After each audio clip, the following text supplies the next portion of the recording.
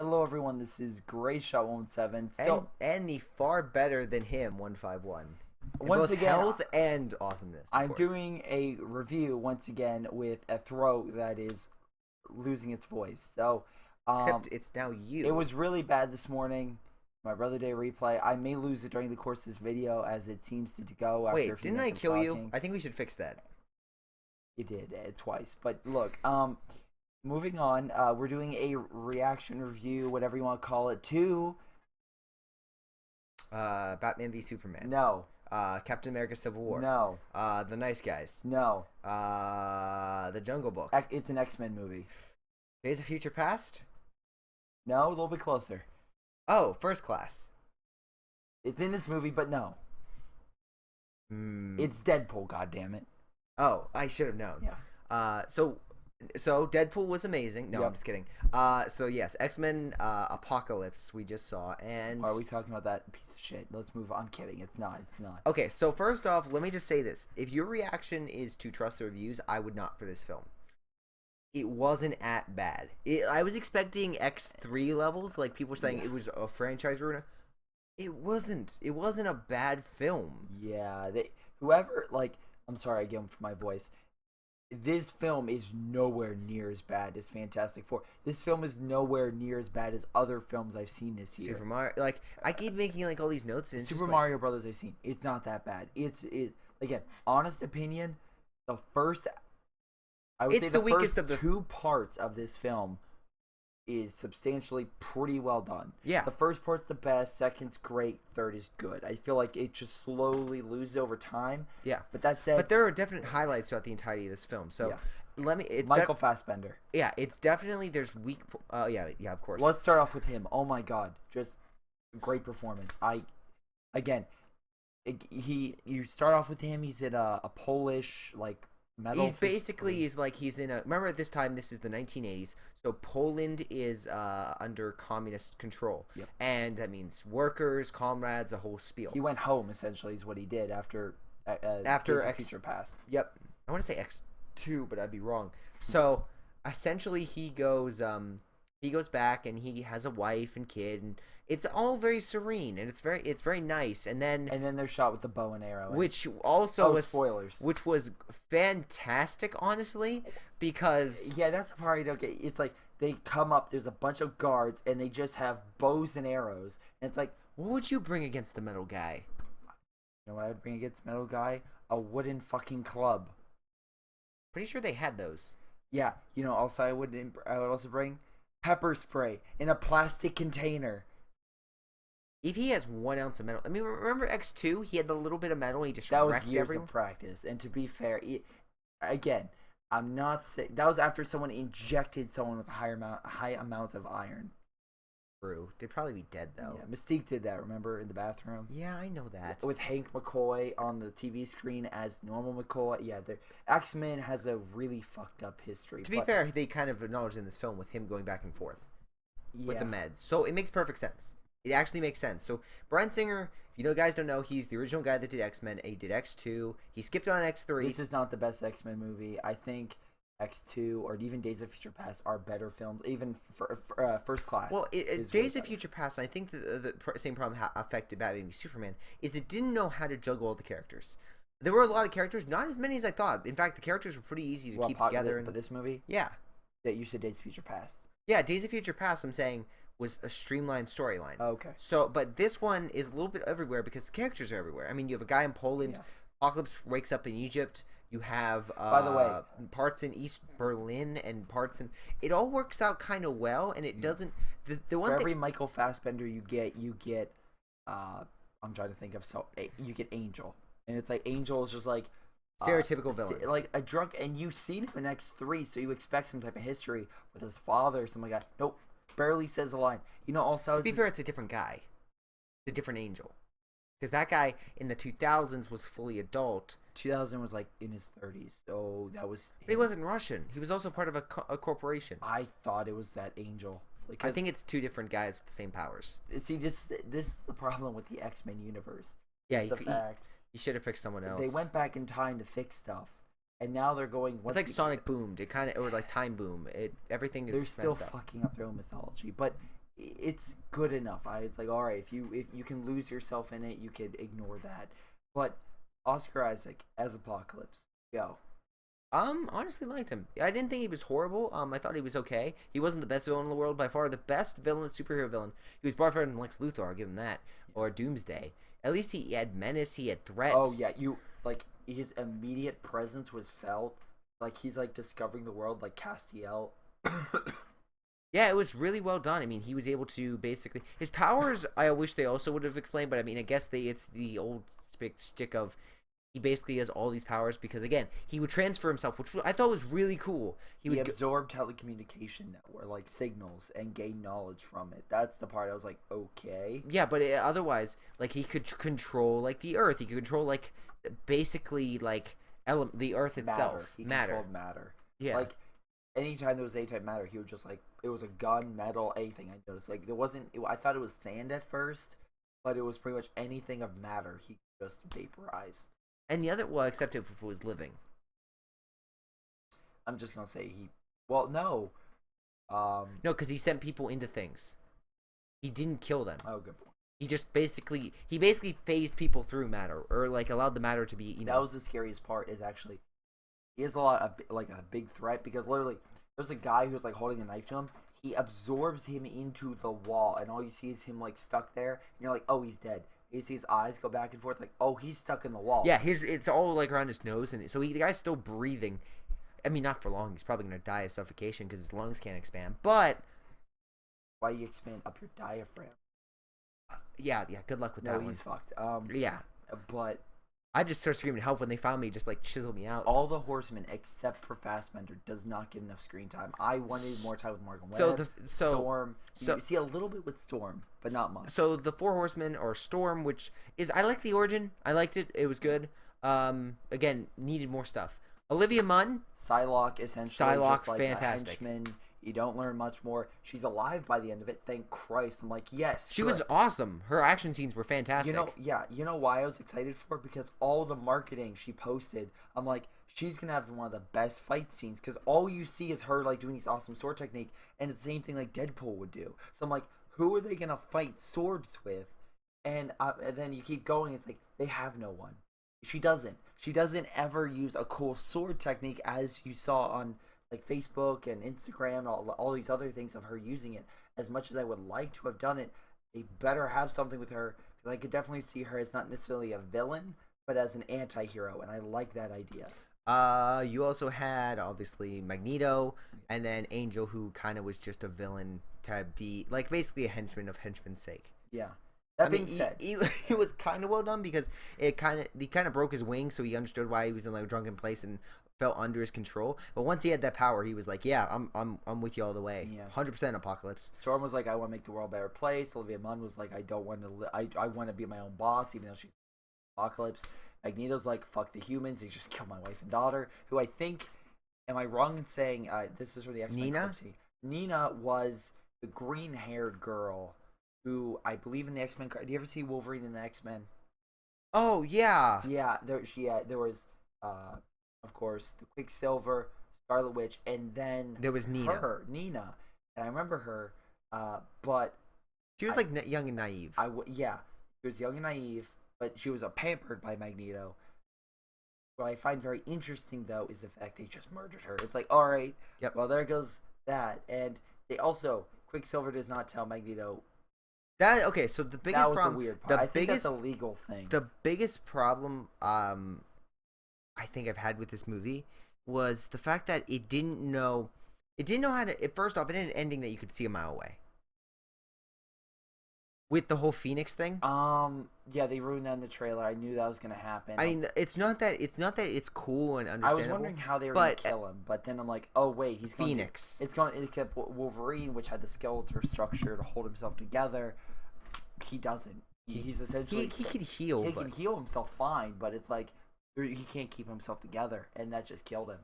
Yeah, the other major note I have is they didn't use him to kill her. I wish the two would have fought like Phoenix versus Apocalypse. Yes, and I want that. And having just the whole, I just wanted Apocalypse to wipe the floor with all of them. Magneto, I can understand holding a chance because obviously he has some power. Yeah. But the rest of them should have just been I wanted destroyed. Phoenix And then versing Apocalypse. Phoenix and Apocalypse, red and blue fighting throughout Cairo, like destroyed structures, like literally just tearing each other Just apart. like a minute of fighting. Yeah, that's all you needed. Like you want to set up the villain of the next movie, showcase what she can do. Yeah. Don't hold her back. Oh my god. Oh my god. I was like thinking, who's the villain? They could have literally set up the Phoenix Saga. They could have literally set up. They had to change a few things around, but if they would have ended this movie with Phoenix on the loose, I think it would have been far, far better. And the ending cutscene should have been Phoenix. It should have been Phoenix. I think it's Wolverine 3, honestly. But oh my god, you're right. They could have had the Phoenix be the villain and be suited up for next year, and they're literally tracking her down for years. Yeah, that's literally what they could have done. Oh my god, they could. Oh wow. And everyone's like, well, how are you gonna beat Apollo? It's like, how are you gonna beat her? She just floored an ancient mutant that could do anything, basically. Like, that would be the new like the strong survival. Oh my god, that would have been amazing. But instead, they went with, oh, she tapped her power and nothing happened. It's like, it's kind of like Singer's like, I'm gonna show you the Dark Phoenix. Like, do it. I'm like, it's not. Don't get me wrong. He does some there's some fantastic moments in this movie. Yeah. What's Lightspeed? What's his name? Quicksilver. Oh my god, Quicksilver's bit every time, fantastic. Even when he fought Apocalypse, it was the highlight because at Apocalypse like standing there, it's like, and it slows down, like, oh wait, and Quicksilver walks up, it's like. just punches him and he goes flying and he keeps going back and forth because you have to imagine Quicksilver's moving at high speed, so he's just decking. And I was sad that he wasn't able to continue the and fight. Then he broke Quicksilver's leg. And like, it was Quicksilver. Yeah, that was. Quicksilver's useless. Oh wait, he can still move half his body really fast. He's gonna one-legged. Like just keep punching. Just one leg jump the entire time. Yeah, that'd be hilarious. Yeah, why oh wait, he did have his daughter. They had the Scarlet Witch. She would have been old enough because she would have been 14. Because remember, she was really young, and then in this movie, she would have been like in her teens. They could have used her too. I'm just making a note here, people. I'm just making a note. Otherwise, where was she? She really wasn't used. I Wait, guess she was like she was like what, like a toddler at the time? She was like 3 or 4, I would say. So she'd be like 14. Did they say that she was Magneto's daughter? Because I mean, we could just make it. We could just assume because he said he was left when she left when he was young. So wouldn't that make them roughly the same age? And if she's a toddler, it had to be newer. Maybe, I don't know. Maybe they had a thing again. Maybe she's a half. I don't I'm not know. saying. Look, I hate to break it to you, but freaking Scarlet Witch is gonna be freaking confusing. Listen, okay. Any case, ignoring him. Their highlights. Wolverine was a highlight. Yeah. Essentially, there's a moment where they get taken to the old X2 facility, which was, I thought, very well, nice on the nose. Very nice little remedy. It was kind of stupid though because the whole reason they could get in is because Jean Grey could basically make everyone disappear. People think that there's no one there and there's someone there. That was fine. She confuses the brain. My problem is you can't confuse cameras, which were all over the facility. There's literally a shot where someone sees them. And then it switches to the camera, and they're just standing in the middle of the hallway. It's like no one realized that. The guy was just like 5 people in the control room, including Stryker, and everyone's looking at cameras all over the place. It's like you didn't see her. I mean, if they would explain like maybe she was doing it to everyone and no one realized it, maybe. But it was a moment where they should have really hyped up her power and should have showcased maybe her overdoing it, like her stepping over that boundary and then quickly recalling. Those moments I think would have solidified again Phoenix being far, far better in execution. Yeah. Otherwise, Michael Fassbender, like all the main characters, I thought were did pretty good. Like, what's the guy who plays James Charles? McCoy? James McCoy. I thought he was fine. I didn't like him as much in previous films, but that being said, I thought he was good. It was like in the beginning, it was kind of like filling in the role, and then by the end, I'm like, okay, you are essentially a younger. Oh, by the way, he's bald because of Apocalypse. There you go. Which I didn't mind. I thought that was a clever nod. I was like, oh yeah, isn't he supposed? Oh, there it is. On the other side, though, just shaved his head like, I'm ready. No. He's actually going for the mohawk look, but then he just lost things to Apocalypse. Good job, Apocalypse. Here's my thing, though. Here's my honest thing about this film. I think the first half, like every scene with Michael Fassbender in the beginning struck me. Even the scene when he's in Auschwitz. Yeah, they show Auschwitz was like freaking incredible. Oh, don't worry, it's destroyed. Oh yeah, he blows it to Kingdom Come. That being said, while that moment was great, It just couldn't build up on it. the problem is Apocalypse from that moment is like you have the power to move metal in the earth. I'm like, great. What is he doing? Because it looks like so you like see making the a whole rainbow. end of the world. There's like he's moving all the metal in the earth. Can I say one thing real quick? What? When they showed the 4 horsemen, it was a rainbow in the background with a unicorn. Did you see that? Was Deadpool riding on top of it? I mean, I wish. I'm like, that would have been incredible if Deadpool was riding. If Deadpool would have been like, oh, the peace sign on the rainbow, that would have been. What's this? Oh, someone drew that in. But no. But the thing was about it, I'm like, they're not explaining his power because they said it's emanating from the ocean floor. It's like, wouldn't it emanate closest to him, and then cause all the metal to freak out? Also, how was he able to do that? Like, I'm guessing he was using Apocalypse. I'm assuming what. Oh God, I'm gonna get real. I'm gonna fuck this up. But I think he was using the Earth's magnetic field to attract all the metal and make it pull from the ground. And How would he do it across the planet? The planet's pretty big, and last time I checked, he had difficulty at an old age lifting the Golden Gate Bridge. That is my problem. That is my honest problem. Is that I don't know because they don't explain it. Yeah, they don't explain it. And honestly, if he could lift a metal object on the opposite side of the world. And they showed, though, at the Sydney Opera House being destroyed. By the way, I love how, as they're talking to him, he's still doing it. He probably killed millions of people, but everyone's like, oh, don't worry. He saved the world. It was like at the end credit, with thanks with Eric Langford, which is like, he did just kill. Like, and there's the beginning of the shot, he kills all the soldiers, and then he goes to the facility to basically murder everyone he worked with. And they end up dead, but he's just like, because one of you talked, all of you are dead. It's like, don't you think I thought he was just gonna like get the liquid metal and just say, now who talked? I was waiting for that moment, but it was like, all of you are dead. It's like, Michael Fassbender I could get behind but at that point it was like, okay, you're taking it a little bit too far. I didn't. It's like, okay, you're going to dark depths. I'm like, all right, that's fine. My only concern is about that whole thing. Again, with him. He had I'm sorry, this is going to be really nitpicky. They have Michael Fassbender, and he looks the part. He's acting great. It's doing everything right, and then he just walks off again.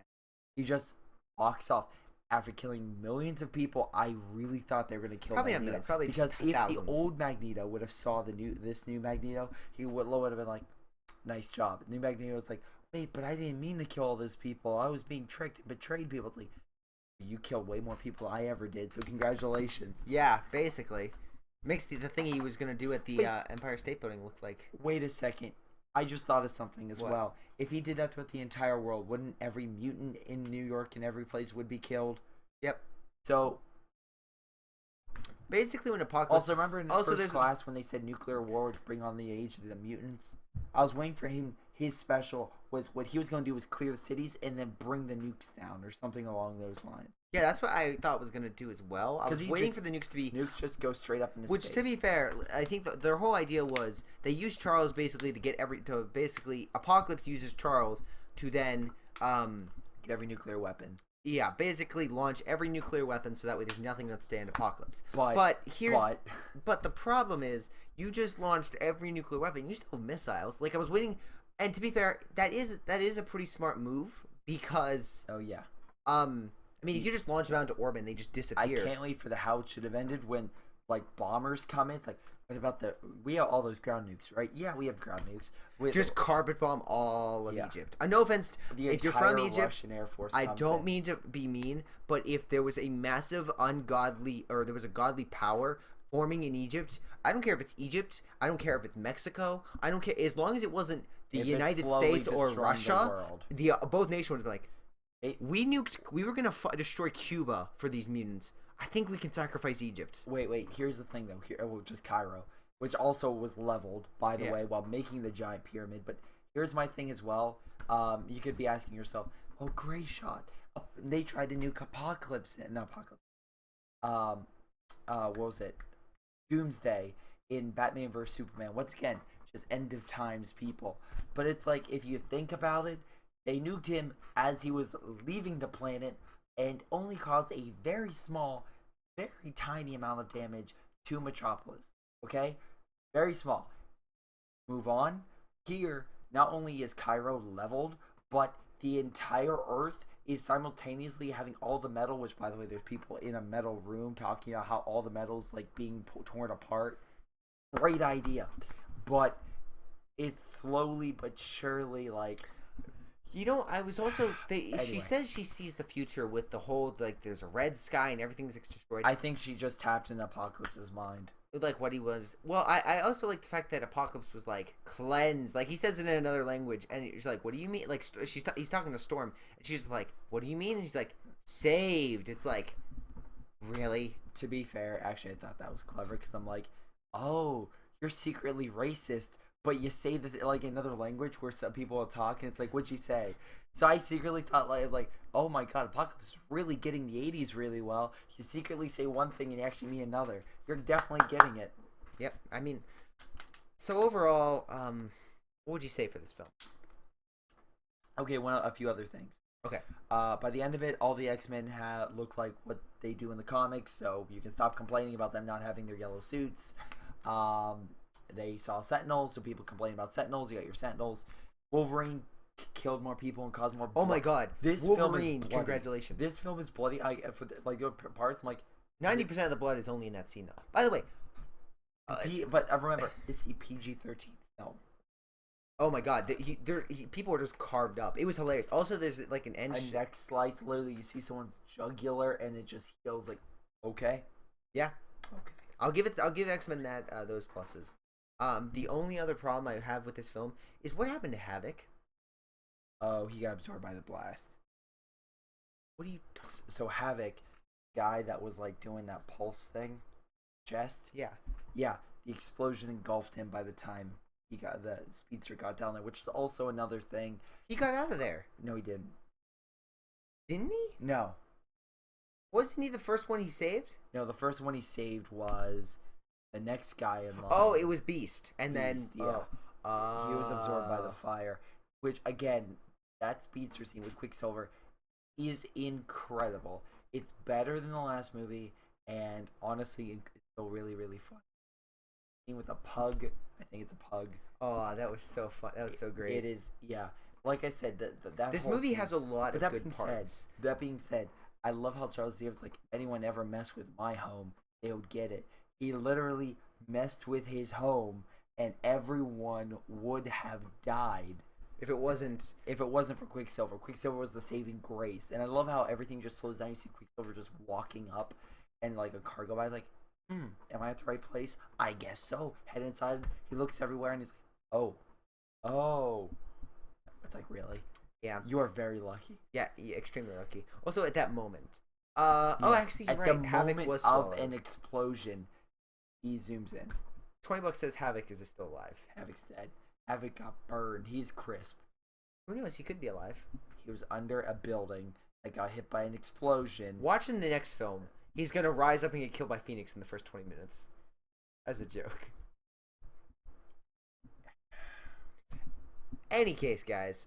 So what would we say about this film? It has a lot of great parts. It has a lot of... The ending's kind of... You can see a mile away. You throw logic out the window. Logic is a bit out of the window on this one. But it's still a good film. It's definitely not as bad as people were saying it is. It's not as bad as X3. Killer. It's not X-Men Wolverine. Yeah. Not Origins. It's not... At the same time, it's not... I would say it's the weak... like they make a joke about it. It's the weakest of the bunch. Yeah. But at the same time, it's still... I'd say it's better than the... They make fun of it, and actually, I thought this was the third movie of the new trilogy of X-Men First Class, Days of Future Past, and then this, Apocalypse. It is the worst of the three, honestly, and they actually make fun of that with Star Wars, like it's the worst, but I thought, everyone's like, oh, this is a callback to X-Men 3. I'm like, at this point, they're making fun of their own movie. Yep. They know how bad this is in some regard, or like how bad the later portion is. I still say the first half is really good and the second half is okay, but it's still littered with just a lot of great performances and then bad performances. Actually, hold on. Now that I think about it... and bad CG. There was some really great CG and then some really bad CG. Also, just want to make note. The dust scenes in particular. I'm like, God I just realized Days of Future Past, at the very end, they're all fighting. The girl is literally fighting on her last legs to keep Wolverine in that time period, but Wolverine for that entire fight was under the water, unable to do anything. So he had literally no. What are you talking about? What are you talking? Days of Future Past. I was thinking of Wolverine. Yeah, and the Wolverine of then is going to continue and will be Wolverine until Days of Future Past. And once Days of Future Past Wolverine hits, everything the old Wolverine that no. I'm not saying that. What I'm saying is Wolverine being at the bottom of the lake was not helping them in any way save the past. And yet, at the very end of the movie, they were fighting tooth and nail to help Wolverine. I'm so confused. What? They were fighting like Magneto, like they all sacrificed themselves to hold out so that way they could save Wolverine because he was supposed to change the past. But it ended up being Mystique. Yes, he set the events in motion. But Tyler, if they would have ended again, this is another movie. But if they would have pulled him out, then it would have changed. It would have flipped immediately. It would have. Okay. You had to wait for the 0.1% barrier to be broken. Then you could do it. Gotcha. Sorry about the tangent, ladies and gentlemen. But in any case, that's basically X-Men Apocalypse. It wasn't an apocalypse. It wasn't an apocalypse. It was like a mild catastrophe, maybe a little hurricane.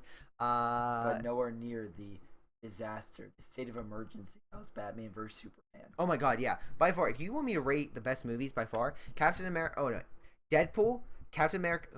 I mean, those two are like close neck and neck. I'm not rating anything. I'm just gonna say. Then it was X-Men. Then it's Batman v Superman. Way down. I like this film a lot more than I probably should, but I know there are problems with it. There are definite problems, and they need to tighten those up. Yeah, for the next one, definitely. For X4, the Phoenix or whatever. Anyway, am I sad I didn't that I like? Am I mad I saw it? No. I'm not pulling out my hair. I'm not doing that. That was with Batman. That's one of the rare cases. I'm like, Jesus Christ, this film. I've only done that like 2 times. Like Amazing Spider-Man and Batman v Superman were the 2 films. Like most films I'm fine with. But yeah, I saw my brother doing this. I'm like, oh, he doesn't like it. I'm like, I was mad because of the Phoenix. I could see. Remember when we just made note of that where it could have been. I saw the glimmering hope. I saw the ending what could have been, and it was taken. It would have been like the T-Rex fight in Jurassic World. If the T-Rex didn't fight and they just killed it with that film is good. But the T-Rex fight makes it one of the favorite films of the last year. Oh, by all means, yeah. But that's our thoughts. So don't listen to them in any way, shape, or form. Jennifer Lawrence was great. I almost forgot. Even though she wasn't Mystique half the time and just another person. Yeah, she was fine. I loved Mockingjay. What's her name? Katniss. Katniss was fantastic in this film. Really brought some levity. Really brought some grace. It was fantastic. So in any case, if you guys want to see Katniss Evergreen fight against District 1 in X-Men Apocalypse, go check it out in theaters today. Or if you want a better movie, go check out The Nice Guys. That was a fantastic movie. Nice Guys is a way better film. Yeah, by far. All right. See you next time, everybody. See you.